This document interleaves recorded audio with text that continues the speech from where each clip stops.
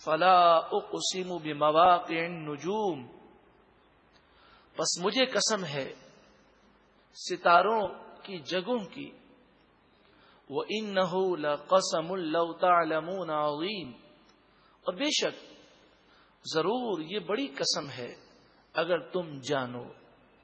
کائنات اس قدر وسیع ہے کہ اب جدید جو سائنسی تحقیق ہے اس کے مطابق سائنسدان اس بات کو تسلیم کرتے ہیں کہ 96% 96% کائنات کے بارے میں سائنسدانوں کو کوئی معلومات نہیں ہے۔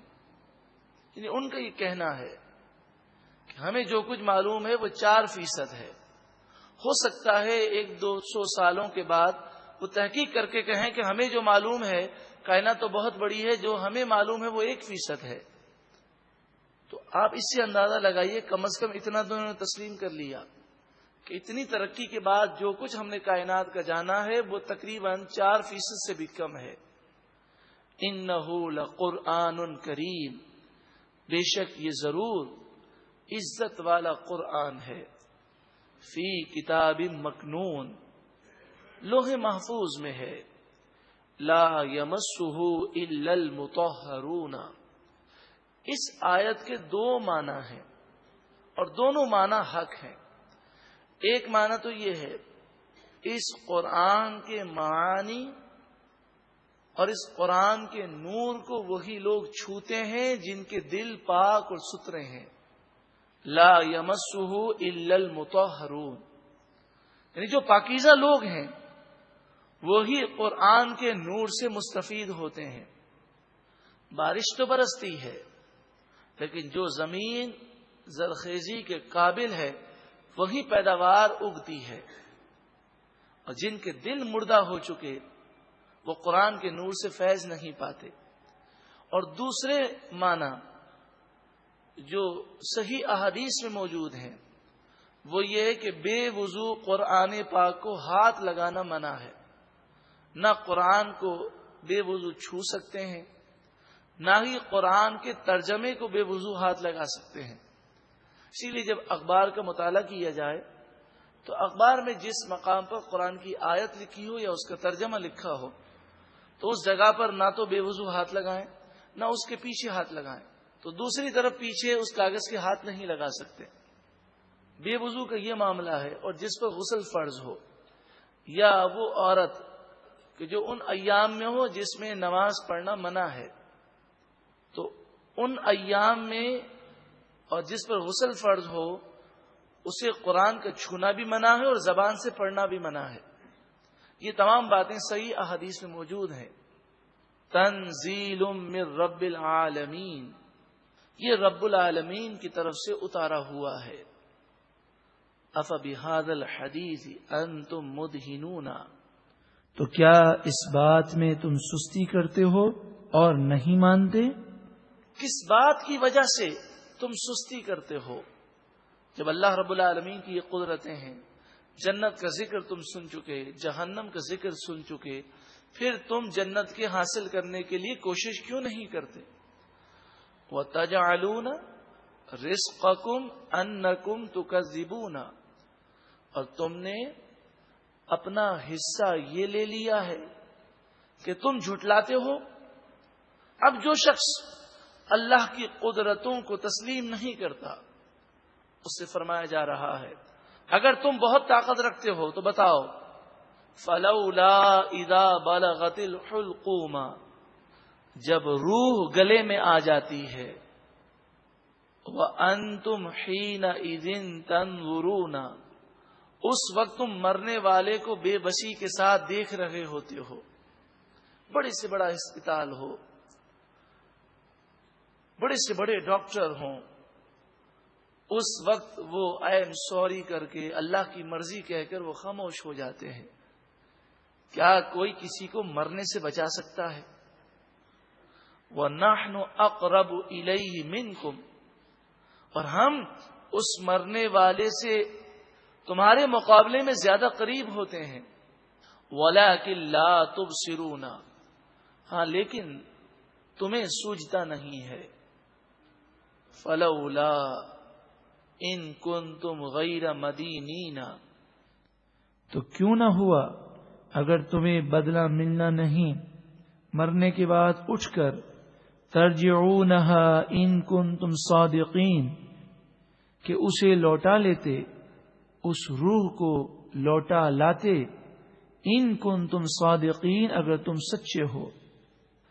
بس اگر تم بے بس نہیں ہو، تم میں کوئی طاقت ہے، تم رب سے مقابلہ کرنے کی طاقت رکھتے ہو یا اللہ کے عذاب سے بچنے کی طاقت رکھتے ہو، تو صرف اپنی طاقت کو اس طرح آزما کر دیکھ لو، ترجعونہا، اس روح کو لوٹا دو، مرنے والے کو موت سے بچا کے دکھاؤ، ان کنتم صادقین، اگر تم سچے ہو۔ یہ موت ایک ایسی حقیقت ہے کہ چاہے کتنا ہی بڑا سائنسدان ہو، وہ بارش کے بارے میں یہ کہے گا کہ نہیں جناب یہ تو بخارات بنتے ہیں اور اس سے بادل بنتے ہیں اور یہ تو خود بخود گر جاتی ہے بارش، اور جناب یہ ہواؤں کا نظام تو یہ ٹیمپریچر کے فرق سے ہوتا ہے، اور جناب میٹھا پانی اوپر سے اس لیے آتا ہے کہ نمکین جو چیز ہے وہ بھاری ہے، وہ نیچے رہ جاتی ہے اور پانی ہی بخارات بن کر اوپر جاتا ہے۔ اس طرح کی وہ باتیں، ان تمام معاملات میں وہ تعویلات پیش کر دے گا۔ لیکن موت ایک ایسی حقیقت ہے جس کا کوئی انکار ہی نہیں کر سکتا۔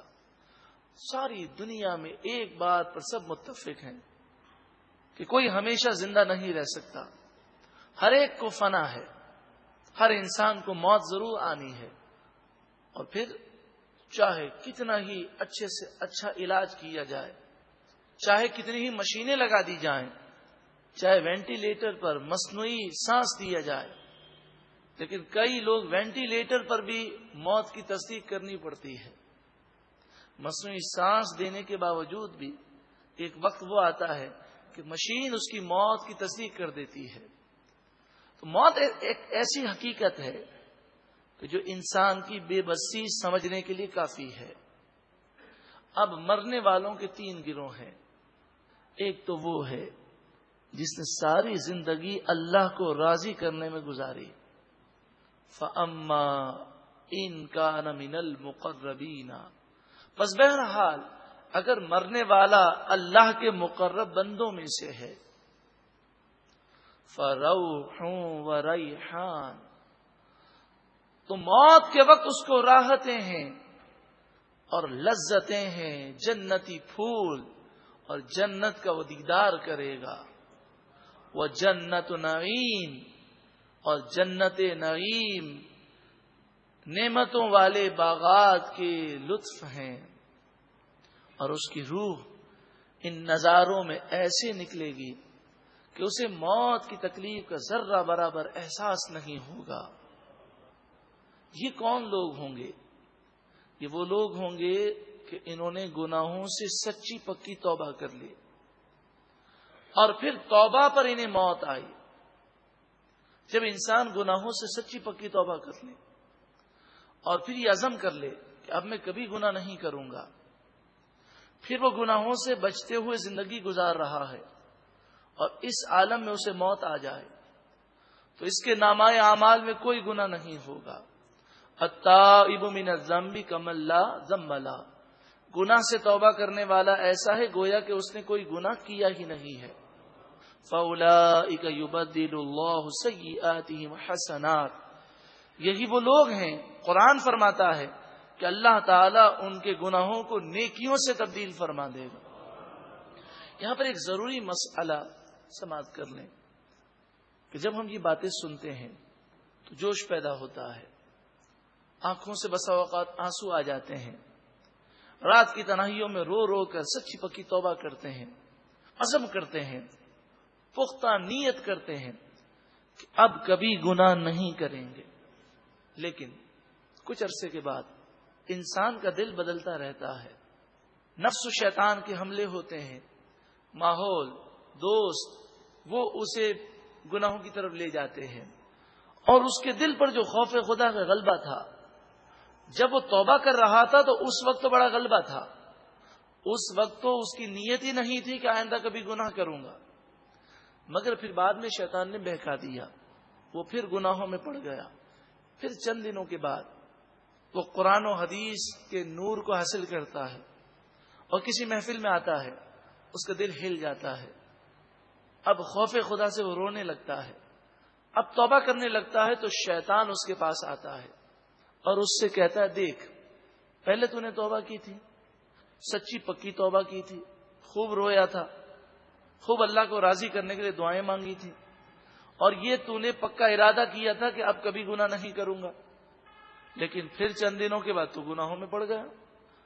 یہ تو ایسا لگتا ہے کہ تو مذاق کر رہا ہے. اس طرح کر کے شیطان اسے توبہ سے دور کرنے کی کوشش کرتا ہے. یہ بات یاد رکھیں, شیطان کا بہت ہی خطرناک وار ہے. اس وقت شیطان کو یہ جواب دے کہ دیکھ, جب میں نے توبہ پہلے کی تھی یا اب میں توبہ کرنے لگا ہوں, میری نیت یہ نہیں کہ اب میں دوبارہ گناہ کروں گا. اب تو میں نے پختہ نیت کی ہے کہ انشاءاللہ اب میں گناہوں سے بچنے کی پوری کوشش کروں گا. لیکن میری توبہ کے بعد اگر تو میرے پیچھے لگا رہا اور تو نے مجھے گناہ کروا دیے, تب بھی یہ توبہ ضائع نہ جائے گی کہ جو میرے پچھلے گناہ تھے وہ تو معاف ہو گئے, اب میرے نامہ اعمال میں وہی گناہ ہوگا جو تو مجھے کروائے گا.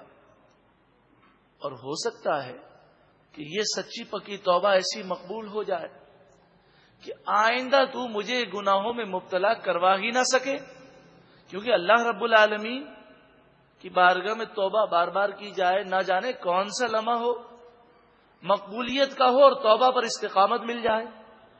پھر اس سے تیسرا جملہ یہ کہے کہ اے شیطان مردود, توبہ کرنا میرا کام ہے, میں رو رہا ہوں, سچی پکی توبہ کر رہا ہوں, اس وقت میری یہ نیت ہے کہ اب کبھی گناہ نہیں کروں گا. تو رب العالمین کرم فرمائے گا, توبہ کرنا میرا کام ہے, استقامت وہ عطا فرمائے گا.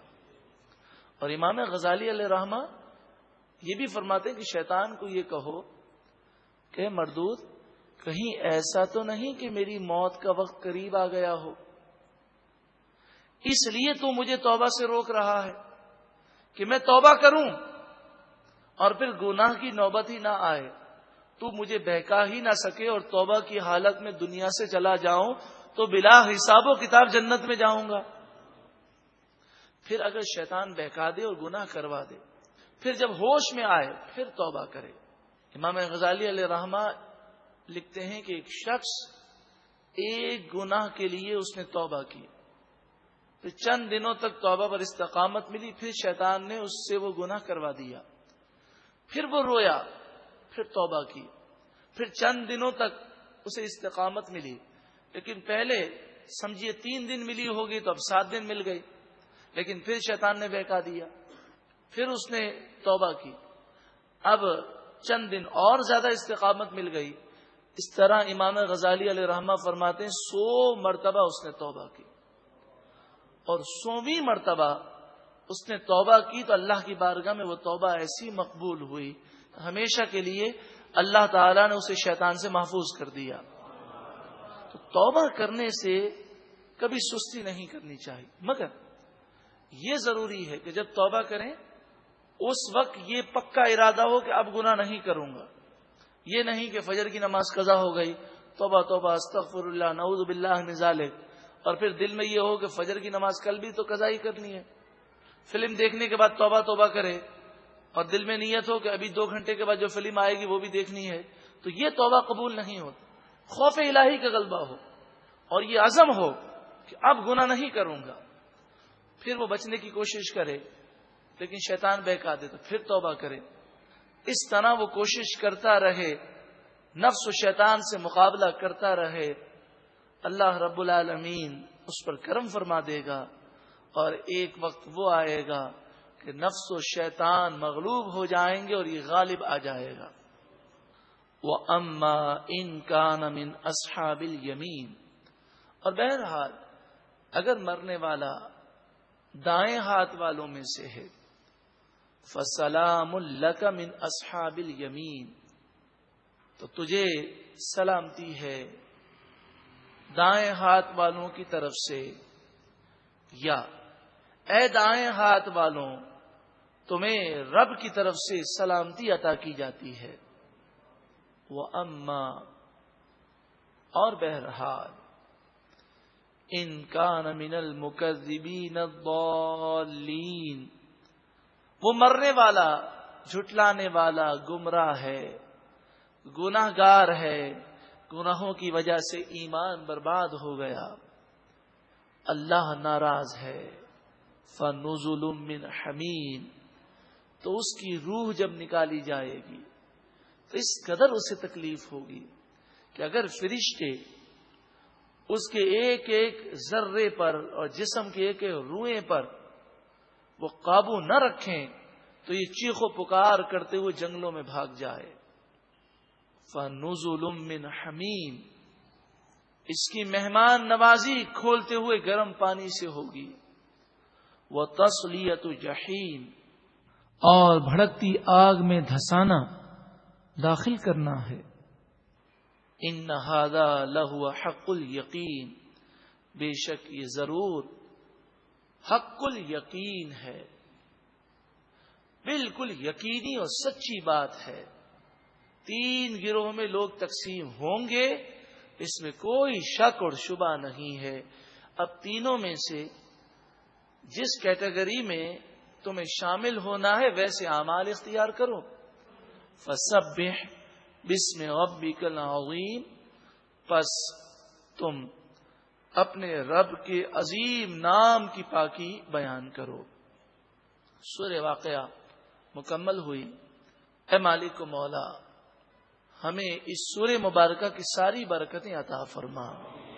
اے کریم پروردگار، ہمیں سابقون مقرب بندوں میں شامل فرما۔ اے مالک و مولا، ہمیں نفس و شیطان کے ہر وار سے محفوظ فرما۔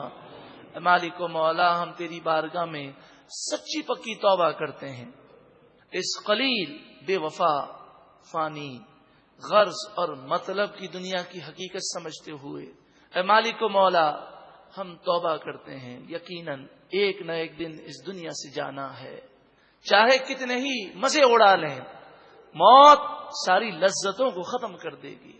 ہمارے ناز اٹھانے والے ہمیں کندھوں پر اٹھا کر منو مٹی تلے داب دیں گے۔ مالک و مولا، آج ہم سچی پکی توبہ کرتے ہیں، ہماری توبہ کو اپنی بارگاہ میں قبول و منظور فرما۔ یا اللہ، ہم گناہوں سے نفرت کرتے ہوئے یہ عزم کرتے ہیں، یہ ارادہ کرتے ہیں، آئندہ گناہوں سے بچنے کی پوری کوشش کریں گے۔ اے مالک و مولا، تو ہمیں استقامت دے دے، تو نفس و شیطان کے وار سے بچا دے، تو ہمیں نفس و شیطان کے وار سے محفوظ رکھ۔ اے مالک و مولا، ہمیں توبہ پر استقامت دے دے۔ یا اللہ، ہر وقت تیرے خوف سے ہمارا دل لرزتا رہے، ہمیں گناہوں سے نفرت دے دے، گھن دے دے، گناہ کرنا ہمارے لیے مشکل کر دے، نیکی کرنا ہمارے لیے آسان کر دے، نیکیوں میں سکون دے، لذت دے، نیکیوں سے پیار دے دے۔ اے مالک و مولا، تو کرم کر دے، ہمیشہ کے لیے ہمیں نیک اور پرہیزگار بنا دے، اور ہمیں ایمان کی سلامتی عطا فرما۔ جنت الفردوس میں محبوب کریم صلی اللہ علیہ وسلم کا پڑوس ہم سب کو عطا فرما۔ وصلی اللہ تعالی علی خیر خلقہ ونور عرشہ محمد وعلی آلہ وصحبہ اجمعین۔ فلا اقسم بمواقع النجوم، بس مجھے قسم ہے ستاروں کی جگہوں کی۔ وَإِنَّهُ لَقَسَمٌ لَوْ تَعْلَمُونَ عَظِيمٌ، اور بے شک ضرور یہ بڑی قسم ہے اگر تم جانو۔